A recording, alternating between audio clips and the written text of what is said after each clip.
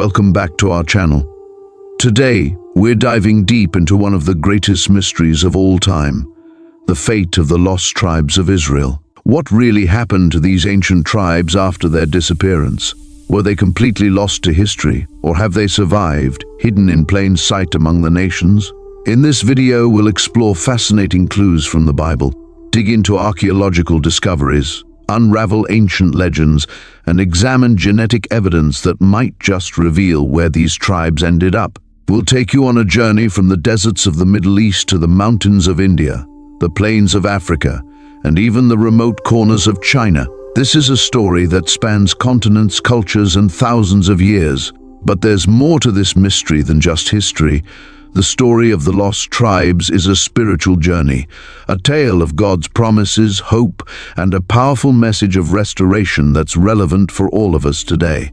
Stay with us until the end as we uncover the shocking evidence and reveal whether the lost tribes have been found. You won't want to miss a single moment of this eye-opening investigation. Before we get started, make sure to hit the like button if you're excited about today's topic. If you're new here, don't forget to subscribe to our channel for more deep dives into biblical mysteries and spiritual truths. And if you find this video interesting, share it with friends and family. Let's spread the word and solve this mystery together. We'd love to hear your thoughts, so leave a comment below. Could the lost tribes be among us today? Let us know what you think, and let's get started on this incredible journey. The story of the 12 tribes of Israel begins with the patriarch Jacob, the grandson of Abraham and son of Isaac. Jacob's life was marked by significant events, including his famous dream of a ladder reaching to heaven, Genesis chapter 28 verses 10 to 22, and his struggle with an angel at Peniel, where God renamed him Israel, meaning he struggles with God, Genesis chapter 32 verse 28. This name change was significant because it marked a turning point in Jacob's life, symbolizing his transformation and the beginning of the nation that would carry his new name. Jacob had 12 sons: Reuben, Simeon, Levi, Judah, Dan, Naphtali, Gad, Asher, Issachar, Zebulun, Joseph, and Benjamin.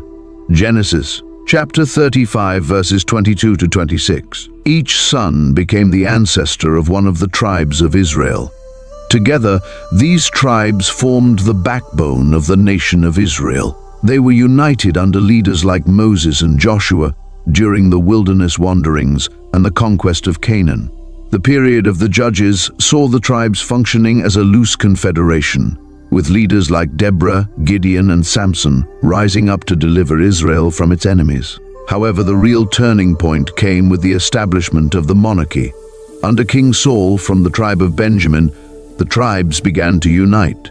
The unity was strengthened under King David and reached its peak under his son, King Solomon, who built the temple in Jerusalem, making it the spiritual center for all tribes. After Solomon's death, around 930 BC, the kingdom faced internal strife, leading to a dramatic split: the southern kingdom and the northern kingdom. The southern kingdom, this kingdom included the tribes of Judah and Benjamin, with Jerusalem as its capital. It retained its allegiance to David's lineage, emphasizing worship at the temple. The northern kingdom, consisting of the remaining 10 tribes, the northern kingdom was led by Jeroboam, who introduced idolatry to prevent his people from returning to Jerusalem for worship and disobedience to God, leading to a tragic fate. But what exactly happened to these tribes? Are they truly lost, or is there more to the story? The disappearance of the 10 tribes of Israel is one of the most intriguing and debated episodes in biblical history. It begins with the rise of the mighty Assyrian Empire, one of the most powerful and ruthless empires of the ancient world. The Assyrians, known for their military prowess and advanced siege tactics, posed a significant threat to the surrounding nations, including the northern kingdom of Israel. In the 8th century BC, the northern kingdom was plagued by internal strife and idolatry, ignoring the warnings of prophets like Hosea and Amos, who repeatedly called the people to repentance. Instead, the kingdom continued its practices of idol worship, including the worship of golden calves at Bethel and Dan, directly violating God's commandments. 1 Kings chapter 12 verses 28 to 30. This spiritual rebellion weakened Israel both morally and politically, making it vulnerable to external threats. In 2 Kings chapter 15 verse 29, we see the first wave of Assyrian invasions under Tiglath-Pileser III. He captured several cities, including Ijon, Abel-Beth-Makkah, Janoah, Kadesh, and Hazor, and deported their inhabitants to Assyria. However, the final and most devastating blow came in 722 BC, when the Assyrian king Shalmaneser V laid siege to the capital city of Samaria. After a prolonged siege, the city fell, and the northern kingdom was effectively destroyed. 2 Kings chapter 17 verses 5 to 6. The Bible records in 2 Kings chapter 17 verse 6 that the Israelites were taken captive and resettled in the regions of Halah, Gozan, on the Habor River, and the cities of the Medes. This event marked the beginning of the Assyrian Exile, a tragic moment in the history of the 10 tribes. The Assyrians employed a deliberate policy of population displacement, designed to break the spirit of conquered nations and prevent uprisings. They would deport entire populations from their homelands and scatter them across the vast territories of the empire. In their place, the Assyrians would bring in foreign settlers, creating a mixed population that lacked a unified cultural identity. This strategy served two purposes. Number one, cultural assimilation. By removing the Israelites from their land and resettling them in foreign regions, the Assyrians hoped to erase their distinct cultural and religious practices, forcing them to assimilate into the Assyrian way of life. Number two, preventing rebellion. A displaced population was less likely to rebel against the empire. The Israelites, separated from their homeland and scattered across different regions, would find it difficult to unite and resist their captors. This tactic proved devastating for the 10 tribes, as they were cut off from their roots, their land, and their traditional way of life. Many historians and biblical scholars believe this is when the 10 tribes became lost, their identity gradually dissolving into the surrounding cultures.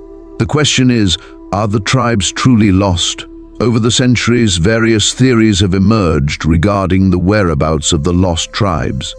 One of the most enduring legends is the idea that they migrated to distant lands. Some say they traveled east, blending into the cultures of Persia, India, and China.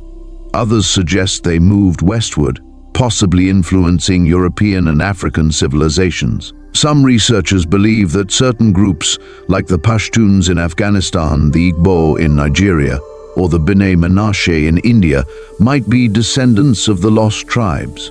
Genetic studies have shown some connections between these groups and the Middle Eastern gene pool, but the evidence remains inconclusive. Now, let's explore deeper into the archaeological discoveries, evidence of the lost tribes. The search for evidence of the lost tribes of Israel has led archaeologists and historians across the ancient world, from the deserts of the Middle East to the mountains of Central Asia. While definitive proof of their fate remains elusive, numerous archaeological discoveries have provided intriguing clues that support the biblical narrative and offer insights into what might have happened to these exiled tribes. Number 1. Ancient Hebrew inscriptions in Iraq and Iran. One of the most compelling pieces of evidence comes from ancient Hebrew inscriptions found in regions corresponding to modern-day Iraq and Iran, which were part of the Assyrian and Babylonian empires. These inscriptions, dating back to the 8th and 7th centuries before Christ, indicate the presence of Israelite communities long after the Assyrian exile. Archaeologists have uncovered clay tablets and pottery fragments with Hebrew names and inscriptions, suggesting that Israelite families settled and maintained some aspects of their identity. For example, in the ruins of Nineveh and Nimrud, both major cities of the Assyrian Empire, inscriptions containing Hebrew names like Shemaiah and Yair have been found. These names are distinctly Israelite and point to the continued presence of Israelites in the heart of the Assyrian territory. The Bible mentions that some Israelites were resettled in the cities of the Medes, 2 Kings chapter 17, verse 6. Excavations in the region of Media, located in present-day northwestern Iran, have revealed remnants of pottery with Hebrew inscriptions, indicating a possible Israelite presence. These findings align with Assyrian records that describe the forced relocation of conquered peoples, including Israelites, to these distant provinces. Number 2. Assyrian Tablets, confirming the deportation of the tribes. In 2010, a significant discovery was made when a team of archaeologists unearthed a collection of Assyrian tablets in northern Iraq. These tablets, dating back to the reigns of Tiglath-Pileser III, Shalmaneser I, and Sargon II, provide detailed records of the Assyrian conquests and the subsequent deportation of various peoples, including the Israelites. Among these findings were the Nimrud tablets, which contain administrative records listing the names of deported Israelites and their new settlements within the Assyrian Empire. The tablets refer to the Israelites as captives from Samaria, confirming the biblical account of the fall of the northern kingdom and the relocation of its inhabitants. The records detail how the Israelites were assigned to labor projects, including construction and agriculture, in regions such as Hala and along the Habor River. The inscriptions of Sargon II, who completed the conquest of Samaria, boast of the deportation of over 27,000 Israelites. These inscriptions, found on the walls of the palace at Khorsabad, describe the resettlement of the Israelites in distant parts of the empire.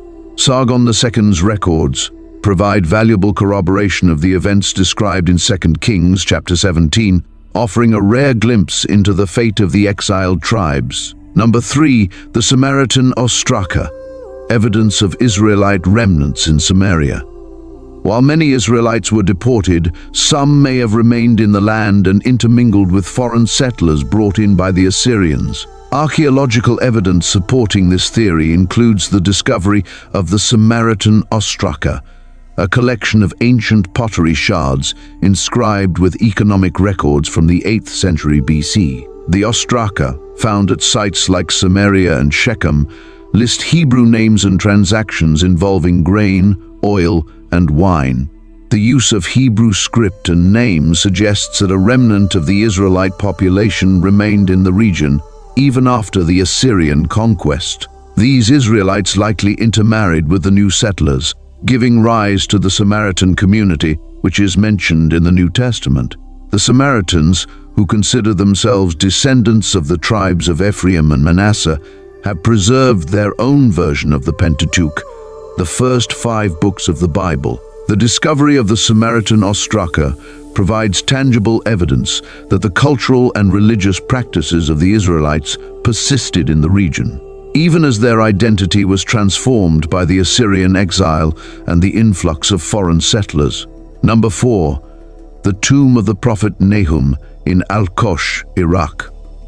Another fascinating piece of evidence comes from the tomb of the prophet Nahum, located in the village of Al-Kosh in northern Iraq. Nahum, who prophesied against the Assyrian capital of Nineveh, was a contemporary of the Assyrian exile.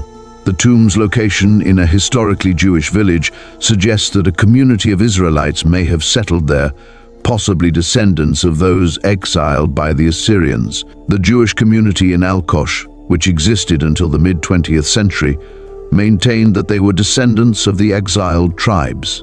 The existence of this ancient Jewish site in the heart of former Assyrian territory lends credence to the idea that some Israelites remained in the region, preserving their traditions for centuries. Number 5. The Elephantine Papyri, a Jewish settlement in Egypt. The Elephantine Papyri, discovered on Elephantine Island in Egypt, provide evidence of a Jewish community that existed as early as the 5th century BC. While these documents primarily reflect the life of Jews from the southern kingdom of Judah, some scholars suggest that remnants of the northern tribes may have joined them, especially as they fled Assyrian and later Babylonian invasions. The papyri reveal that the Jewish community on Elephantine had its own temple, where they worshipped the God of Israel. This temple was similar in some respects to the one in Jerusalem, suggesting a continuity of Israelite religious practices. It is possible that members of the exiled northern tribes who sought refuge in Egypt contributed to this unique Jewish community. Number 6. The Seal of Shema, an Israelite official in exile. One of the most remarkable discoveries is the Seal of Shema, an ancient stamp seal found in an Assyrian excavation site. The seal, inscribed with the name Shema, servant of Jeroboam, is believed to belong to an Israelite official who served under Jeroboam II, one of the last kings of the northern kingdom. The presence of this seal in an Assyrian context suggests that high-ranking Israelite officials were taken into captivity and possibly employed within the Assyrian administrative system. It provides evidence of the displacement of Israel's elite and hints at the broader dispersion of the Israelite population.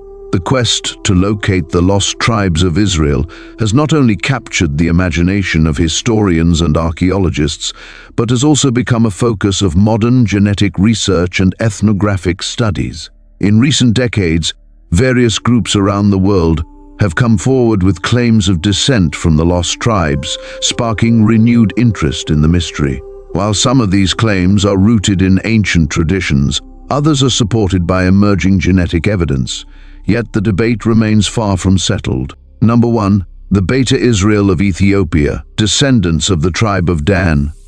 One of the most well-known groups claiming descent from the lost tribes is the Beta Israel House of Israel community of Ethiopia. The Beta Israel, also known as the Ethiopian Jews, have long maintained that they are descendants of the tribe of Dan, one of the 10 northern tribes exiled by the Assyrians. The oral traditions of the Beta Israel trace their origins back to King Solomon and the Queen of Sheba, suggesting that Jewish presence in Ethiopia dates back to the biblical era. Their religious practices, which include observing the Sabbath, dietary laws, and circumcision, are reminiscent of ancient Israelite customs.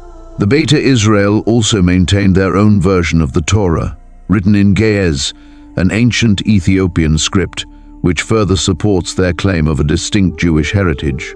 In the late 20th century, the Israeli government, recognizing the Beta Israel as part of the Jewish diaspora, facilitated their immigration to Israel through Operation Moses 1984 and Operation Solomon 1991. These operations brought tens of thousands of Ethiopian Jews to Israel, fulfilling what many see as a modern-day prophetic regathering. However, the authenticity of their claim has been a topic of debate, with some religious authorities questioning the exact origins of the Beta Israel. DNA studies on the Beta Israel have shown mixed results. While some genetic markers indicate a possible Middle Eastern origin, others suggest significant intermingling with local African populations. Despite the inconclusive evidence, the Beta Israel have been embraced by the broader Jewish community, and their presence in Israel is seen by many as a step toward the fulfillment of the prophecy of the regathering of the tribes. Number 2. The Lemba people of Zimbabwe and South Africa, a Semitic link. The Lemba people of Zimbabwe and South Africa present one of the most intriguing cases in the search for the lost tribes. The Lemba, who are primarily Bantu-speaking, claim to be descendants of Jewish traders who settled in Africa centuries ago.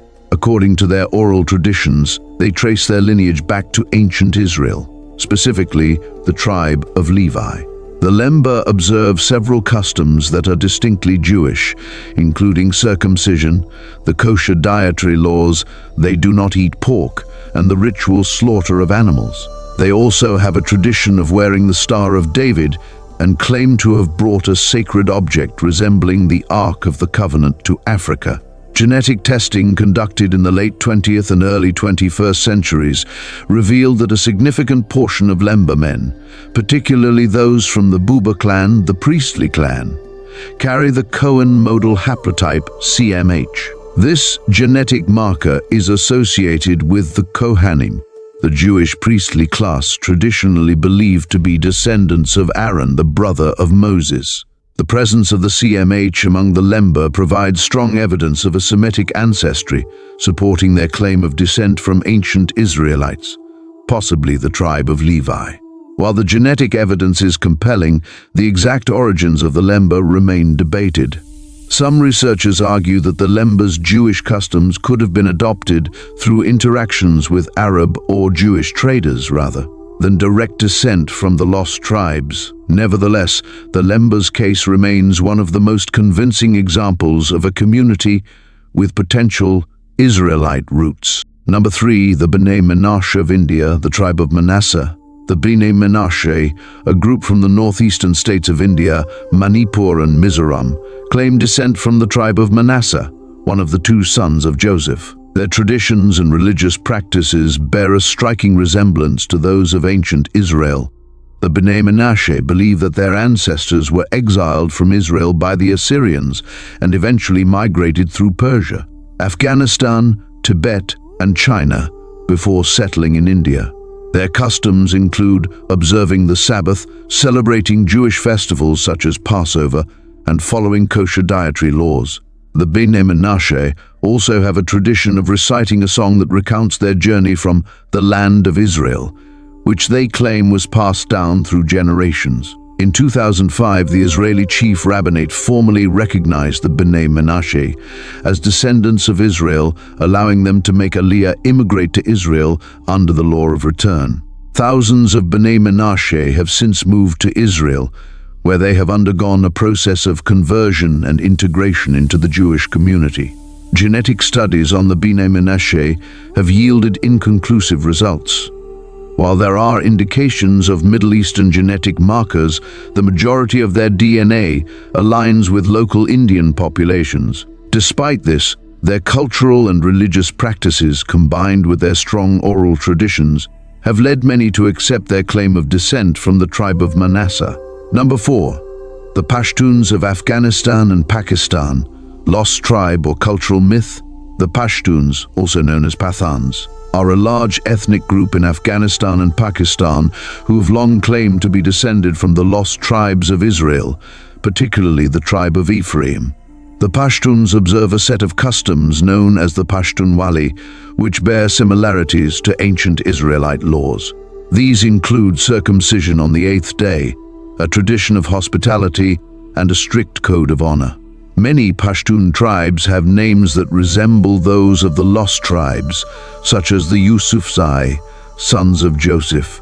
Despite the strong oral traditions connecting them to the lost tribes, genetic testing of the Pashtuns has shown little evidence of direct Israelite ancestry. Most genetic markers indicate a South Asian origin, suggesting that any Israelite influence may have been cultural rather than genetic.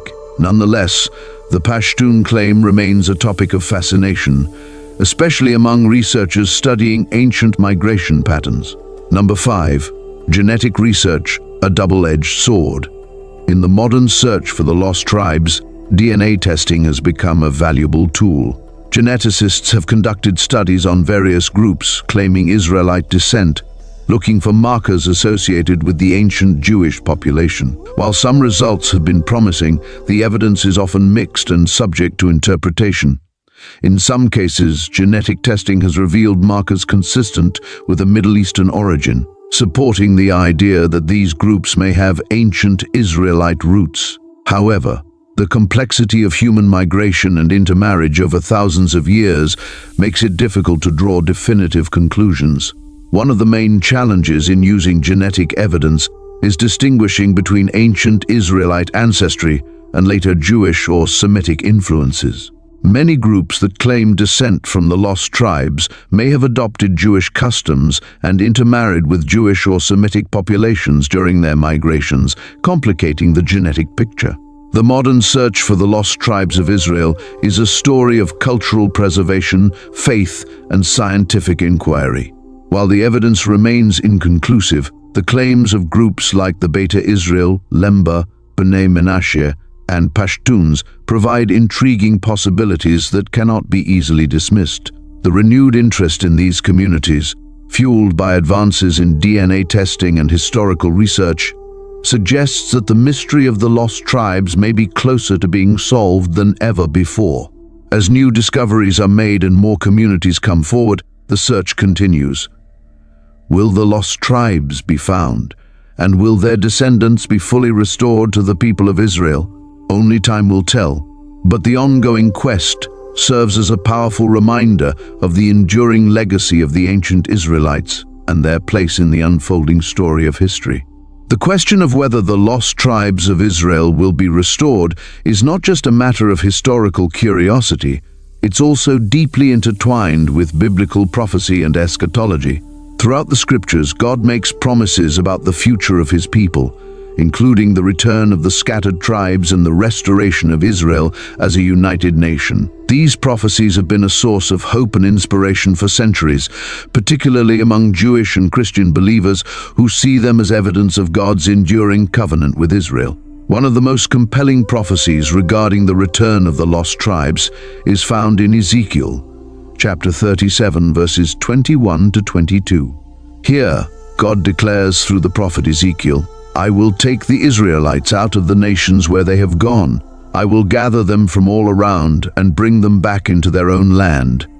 I will make them one nation in the land, on the mountains of Israel. There will be one king over all of them, and they will never again be two nations or be divided into two kingdoms." This passage is significant because it directly addresses the division of the tribes following the split of the United Kingdom into the northern kingdom Israel and the southern kingdom Judah after the death of Solomon. The prophecy speaks of a time when this division will be healed and all the tribes will be reunited as one people under one king, often interpreted as the Messianic king, a descendant of David. The prophet Isaiah also speaks extensively about the future gathering of Israel.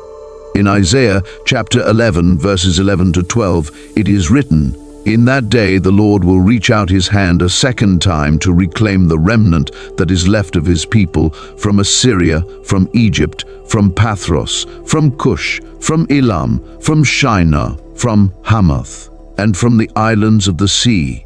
He will raise a banner for the nations and gather the exiles of Israel.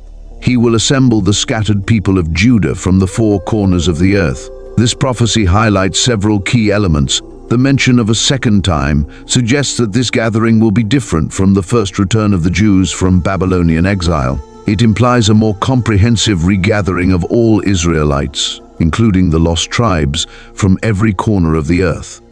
Isaiah lists various regions, both near and far, indicating the widespread dispersion of the Israelites. The phrase, "the islands of the sea," suggests distant, unknown lands, reinforcing the idea that the tribes have been scattered far beyond the borders of the ancient Near East. The prophecy states that God will raise a banner for the nations, symbolizing a public and unmistakable call for the return of his people. This aspect has led many to believe that the regathering of the tribes will be a visible and miraculous event, demonstrating God's sovereignty to the entire world. The belief that the lost tribes will be restored before the coming of the Messiah is a central theme in both Jewish and Christian eschatology. In the New Testament, Jesus alludes to the restoration of Israel when he speaks of the lost sheep of the house of Israel, Matthew chapter 15, verse 24. The statement is interpreted by some as a reference to the spiritual mission of reuniting and redeeming all the tribes, not just those who remained in the land of Judah. In the book of Revelation, the vision of the 144,000 sealed servants of God, Revelation chapter 7, verses 4 to 8, includes representatives from each of the 12 tribes of Israel. This vision is often understood as a symbolic representation of the restoration and spiritual renewal of all the tribes. It suggests that in the end times, the full complement of Israel will be recognized and will play a significant role in God's plan for humanity. Many believe that the establishment of the modern state of Israel in 1948 was the beginning of the fulfillment of these ancient prophecies. After nearly 2,000 years of exile, Jews from around the world began returning to their ancestral homeland, a process known as Aliyah. This unprecedented migration was seen by many as a miraculous event, a sign that God was beginning to gather his people from the diaspora. The return of Jews from regions as diverse as Europe, North Africa, Ethiopia, and the Middle East has been viewed as a precursor to the eventual regathering of all 12 tribes, including the lost tribes. The immigration of groups like the Beta Israel Ethiopian Jews and the Bnei Menashe from India has been particularly significant, as they claim descent from specific Israelite tribes, suggesting that the process of restoration may already be underway. The restoration of the lost tribes is seen by many as a key event that will occur in the end times, coinciding with the coming of the Messiah.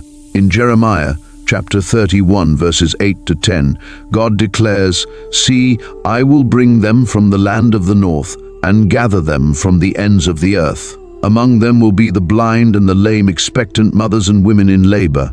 A great throng will return. They will come with weeping. They will pray as I bring them back. I will lead them beside streams of water on a level path where they will not stumble." This imagery of a joyous return highlights the compassionate nature of God's plan for his people. It speaks of a time of healing, reconciliation, and the fulfillment of God's promises. The prophecies of Ezekiel, Isaiah, and Jeremiah continue to fuel interest and hope among scholars and believers.